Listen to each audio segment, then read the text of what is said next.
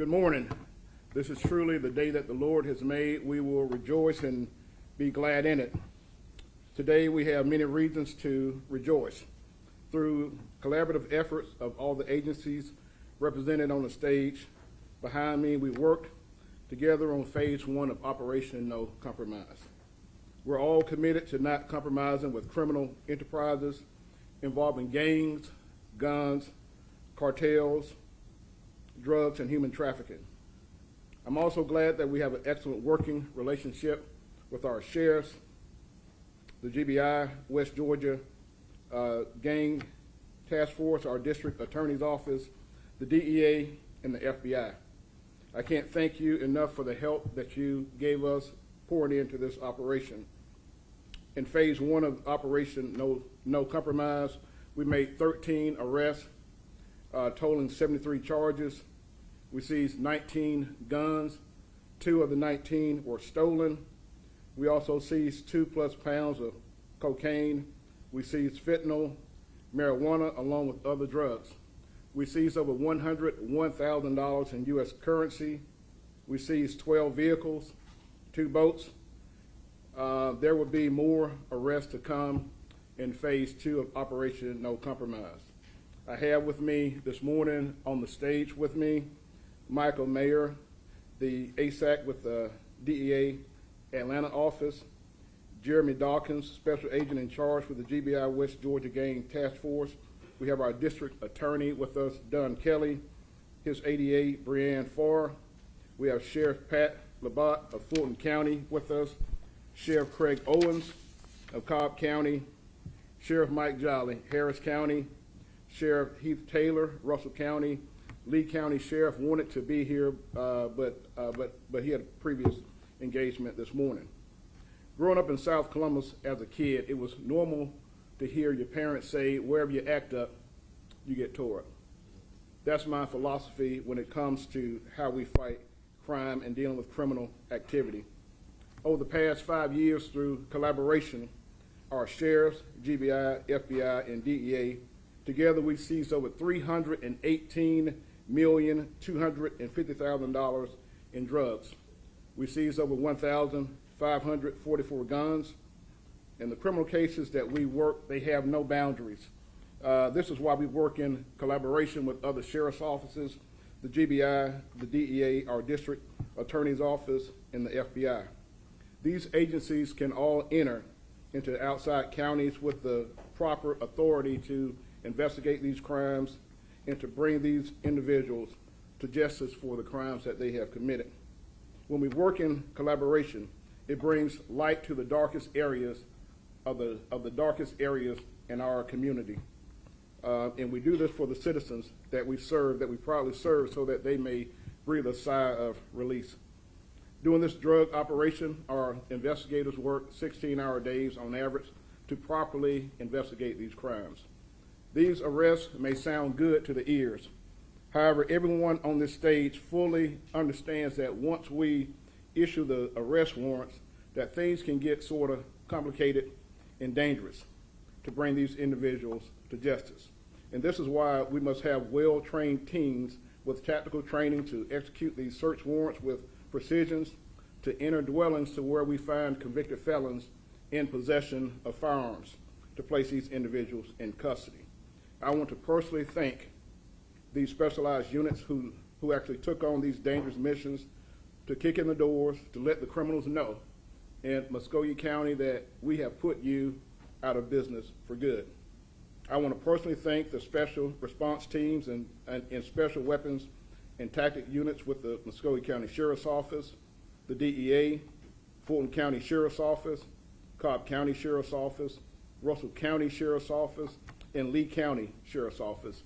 Next to come up and speak, you will hear from our district attorney, Don Kelly, to address the charges, and followed by him will be the DEA ASAC with the Atlanta office, Michael Mayer, and also following him will be the supervisor agent in charge for the GBI West Georgia Gang Force.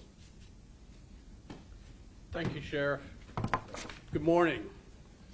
My name is Don Kelly. I'm the district attorney for the Chattahoochee Judicial Circuit, which includes Muscogee County and Harris County, as well as other surrounding counties. So far, I believe 13 individuals have been charged with different crimes in relation to this operation, and they have already had their probable cause hearing in magistrate court and been bound over to Superior Court, where our office will prosecute them moving forward.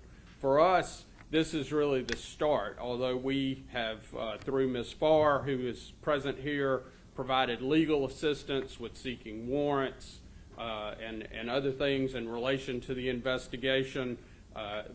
From here forward, we'll be prosecuting these individuals to make sure they're held responsible for their actions.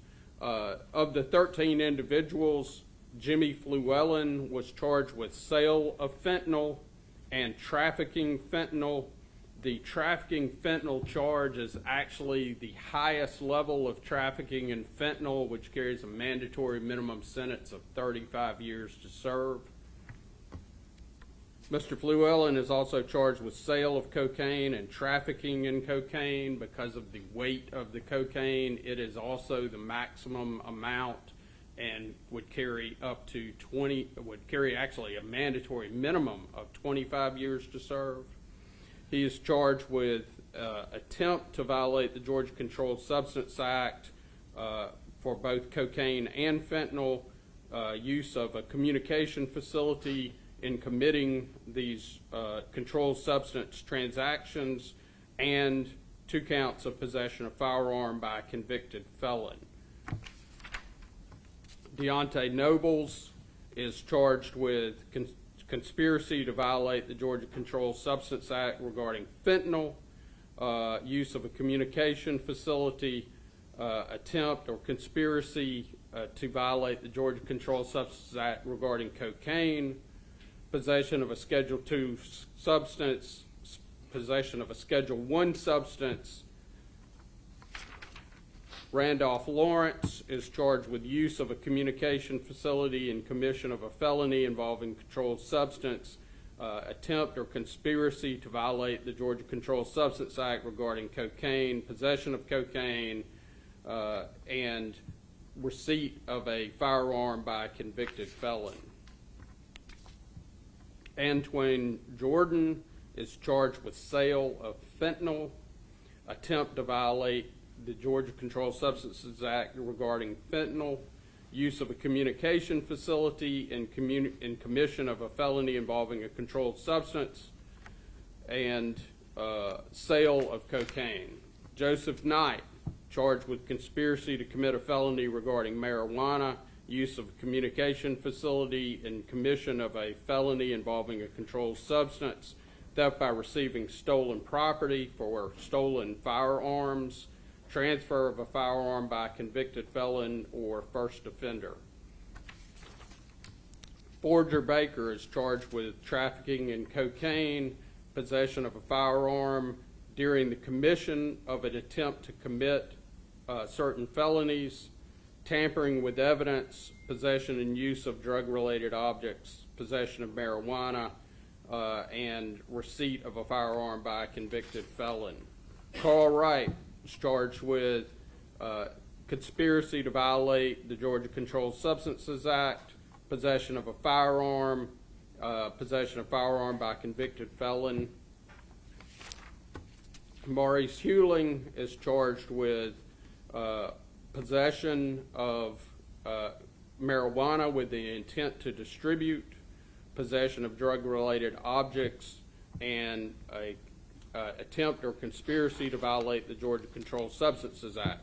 Mario Brown is charged with use of communication facility and commission of a felony and attempt to violate the Georgia Controlled Substances Act. Darnell Tidwell is charged with conspiracy to commit a felony marijuana and use of a communication facility in that regard.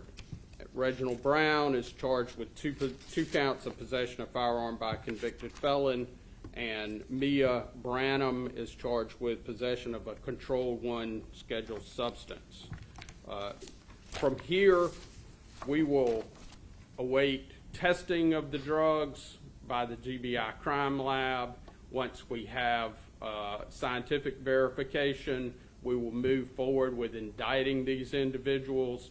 Also, immediately, we'll move forward with using the forfeiture laws in order to seize and take possession of the property that was seized, all of which were proceeds of drug transactions.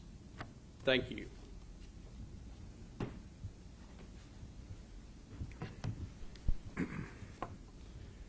Well, thank you, Sheriff Countryman. Thank you to all the law enforcement leaders that are standing behind me on stage today. Good morning. My name is Michael Mayer, and I'm an Assistant Special Agent in charge with the Drug Enforcement Administration, the DEA, in Atlanta, Georgia.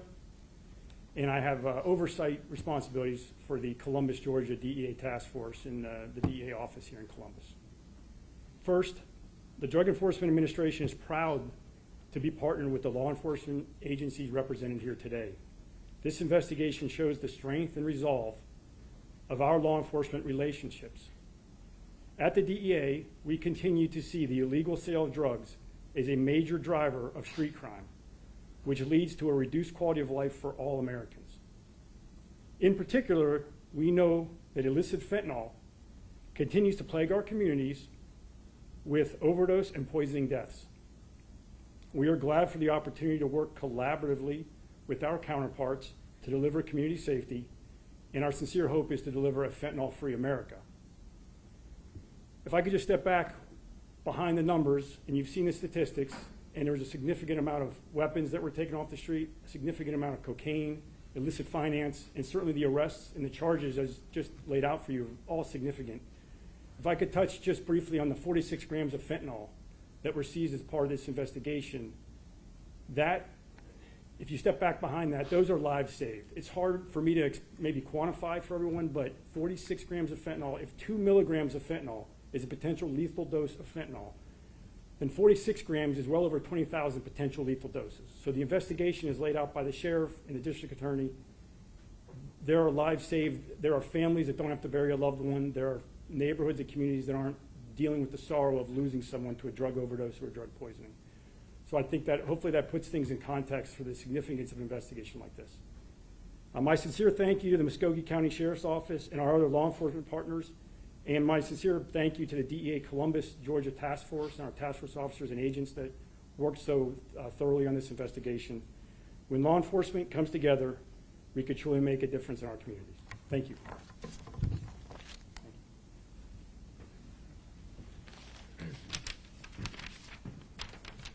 Good morning. My name is Jeremy Dawkins. I'm the Special Agent in charge of the GBI Gang Task Force here in Columbus. First, I'd just like to thank my Lord and Savior Jesus Christ for keeping all the men and women safe that worked this investigation and were able to go home safely to their families. I'd also like to thank the member agencies of our gang task force who assisted us and continue to stand with us as we carry this fight forward. And that's the Muscogee County Sheriff's Office, the Columbus Police Department, the LaGrange Police Department, the Georgia Department of Community Supervision, and the Georgia Attorney General's Office. This level of collaboration is exactly why this operation was successful and why we will continue for it to be. You know, Scripture reminds us in Psalms 144, verse 1, that blessed be the Lord, my rock, who trains my hands for war and my fingers for battle. And that verse speaks to preparation, protection, and purpose, and that is exactly what you see here today. Operation No Compromise represents another unified, relentless effort to protect our communities from the poison that is polluting our streets. Illegal narcotics, like the DEA ASAC just said, and illegal firearms are not just criminal commodities. They are deadly pollutants that are destroying the lives and families in our communities and across this nation. Illicit fentanyl continues to drive overdose deaths with more than 70,000 Americans a year, and that's what's reported. And that's on average 200 a day across the nation. That's not just a statistic, that is a national crisis. Through strong collaboration between our Sheriff's Office, the District Attorney's Office, and our investigative partners, these 13 individuals that the Sheriff discussed, you know, are under arrest and behind bars where they belong. You know, this was a targeted, intelligence-driven operation focused on those doing harm to our citizens. And let me be clear, this is not the end. We will not stop, we will not compromise, and we will continue working together to keep our streets safe. Thank you, and God bless. I'm Sheriff Jolly from Harris County. You say, what did Harris County have to do in playing this? I'm just here to tell you that the main target of this lived in Harris County, and Harris County is not going to be a safe haven for these people to live in. They live in Harris County and do their wrongdoings in other counties because that's what they do. And then they come to outlying areas like Harris County, the rural parts of Russell County and Lee County to live, and want their children to go to schools in nicer areas because they don't want to be involved in the lower ends of the other areas that they deal in because they know it's wrong. Well, we're not going to put up with that bull. We're going to take them out also. We're going to be involved in it. So they can live where they want to live, but they're going to be caught, and we're not going to and put up with it. I want to echo what the leaders behind me also say. We sit up in our office and we put together these task forces and these operations, but it's the people behind the cameras that do the work, and we appreciate it. Y'all put in the hours, y'all put in the sacrifice, your families put it in, and we thank y'all very much. Thank you.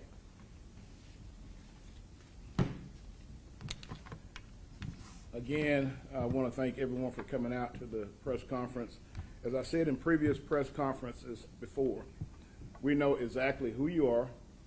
We know exactly where you are. And it's just a matter of time before your door is kicked in and you are greeted by specialized tactics, people with special skills, SWAT, and special response teams giving you a greeting and letting you know that you've been put out of business. We're getting complaints after complaints about crime in our community, and together we are doing something about that. Fentanyl is a huge problem. We've seized fentanyl on other cases that we've worked. We've seized enough fentanyl on one case to kill everybody in Muscogee County almost twice. And so fentanyl is a huge issue, and we're going to work together to do our dead level best. And these crimes that are committed, as you heard Sheriff Jolly say, that these crimes have no boundaries. And this is why I'm so grateful for our sheriff in Russell County. Thank you for working with us. Russell County comes across into Muscogee County. Muscogee County goes into Harris County, and we go into other counties and other foreign counties. And so every crime that we've worked, it has an imprint somewhere else. And so the crime that we have here, it reaches and it touches other outlying counties. And so I just want to thank everyone for being here today. But are there any questions that you may have before we end the press conference? Yes. I'll say this is phase one of the operation. What will phase two consist of? Phase two will consist of us going out and arresting some of the other individuals that we did not get in the first phase. There's a large number of individuals that we've been looking at, and that we have to complete that task through phase two. We make those arrests through our interviews with the other people you've already arrested. No. Sheriff Chuck Williams of the RTL. Sheriff Jolly said that the primary person in this case lived in Harris County. Can you identify that person was arrested? Can you tell us what part of Harris County that person lived in? Well, I don't want to comment on that just yet because it's still an ongoing investigation, and we have not completed things yet, and so it's still an open investigation. We just wanted to, in the spirit of transparency, to at least let the public know what happened, because we were getting calls about when they saw SWAT vehicles here. It was all over social media, so we just wanted to tie those loose ends to let the public know. Maybe they saw extra vehicles here from outlying counties, so we wanted to present this to the public to let them know. What were the specific dates that you were making these apprehensions in, Sheriff? I mean, what days did it start in, just a window? It was approximately a 3-month, 3-month-long investigation. I believe it was last Monday, perhaps, when we made the arrest. I believe it was last Monday. Thank you. Question, this may be for the gentleman with DEA. I know you mentioned there was about 46 grams of fentanyl seized in this operation due to previous conversations with the DEA a couple years back. Lance kind of hot up a list of drug trade up and down the East Coast.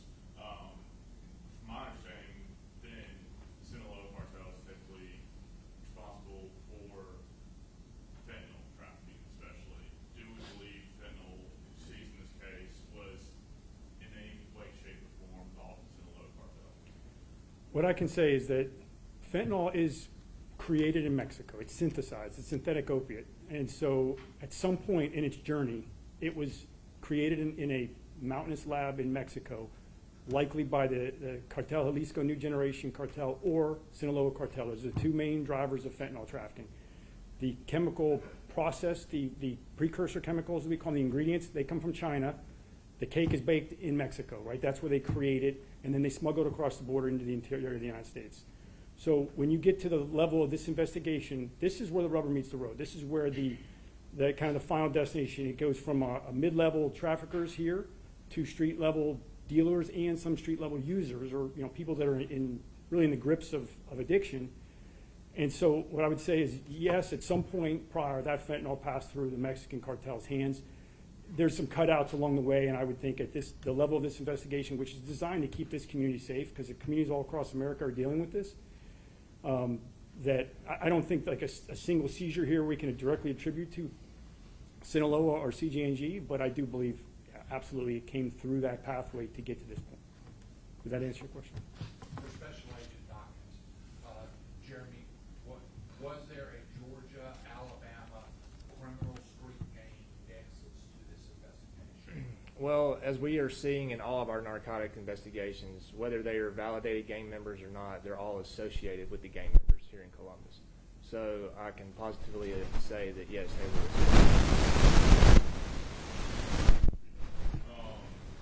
Deontay Levels, according to the presentation that was given behind you, is about a gang member.